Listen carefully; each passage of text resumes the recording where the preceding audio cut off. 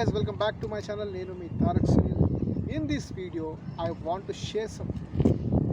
Hello guys, welcome back to my channel. Nenu mee review Tarak. Hello guys, welcome back to my channel.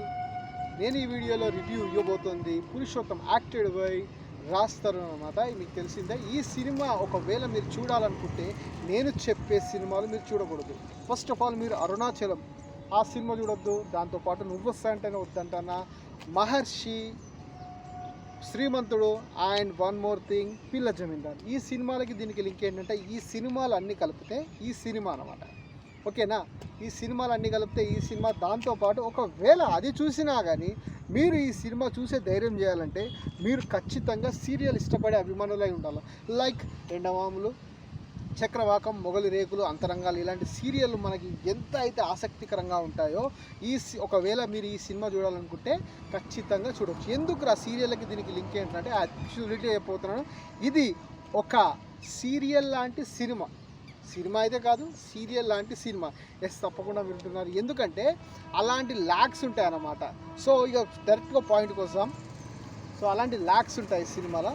So అలాంటి lags ఉంటాయి. ఇక cinema విషయానికి వస్తే ఇది కంప్లీట్గా ఫ్యామిలీతో పాటు హ్యాపీగా కూర్చొని 2 గంటల 20 నిమిషాల పాటు మీరు చూడొచ్చు. 20 నిమిషాల పాటు మీరు హ్యాపీగా చూడవచ్చు. దీంట్లో మెయిన్ ప్లస్ పాయింట్ ఏమైనా ఉంది అంటే సాంగ్స్ అనమాట.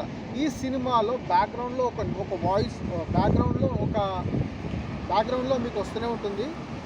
బ్యాక్గ్రౌండ్లో ప్రతిసారి వినబడుతుంది. శంకర్ మహాదేవన్ గారు పాడిన సాంగ్ ఇది. చాలా బాగుంటుంది. దాంతోపాటు పిక్చరైజేషన్ ఈ సినిమాలో పాటలు అయితే హైలైట్. ఇక మినహా ఇస్తే దీంట్లో కామెడీ ట్రాక్ ఏమైనా ఉందిరా అంటే ప్రవీణ్, కొత్త బంగారు లోకంలో నటించిన ప్రవీణ్ ఈ సినిమాలో మినిమం ఒక 15 నుంచి 20 నిమిషాలతో పాటు అతని కామెడీ ట్రాక్ బాగుంది అనిపిస్తుంది. దాని తర్వాత ఇంకొక కామెడీ క్యారెక్టర్ ఎవరు ఉన్నారంటే ద గ్రేట్ లెజెండరీ బ్రహ్మానందం గారు. దీంట్లో కూడా అతను నవ్వించే ప్రయత్నం చేశాడు. ఇక సినిమా విషయానికి వస్తే ఇది ఎక్కువ నేను చెప్పాల్సిన అవసరం లేదు. ఏంటంటే ఈ సినిమా కథకు వస్తే హీరో ఒక ఫారెన్ నుంచి అప్పుడే అతను డిగ్రీ అవన్నీ కంప్లీట్ చేసుకొని తన సొంత ఊరికి వస్తాడు. తన తండ్రి తన కంపెనీ తీసుకొని తన కొడుకు చేతిలో అప్పచెప్పే రోజు వస్తుంది. కానీ దానికి ఆపోజిట్గా రమ్యకృష్ణ గారి కొడుకు కూడా ఇది తప్పు, ఇలా రమ్యకృష్ణ గారు కూడా నీ కొడుకు ఎక్కడో ఫారెన్ నుంచి వచ్చింది, ఇక్కడికి రాగానే నువ్వు ఇంత పెద్ద సీట్ అప్పచెప్పడం కరెక్ట్ కాదు అని ఆ బోర్డు మీటింగ్లో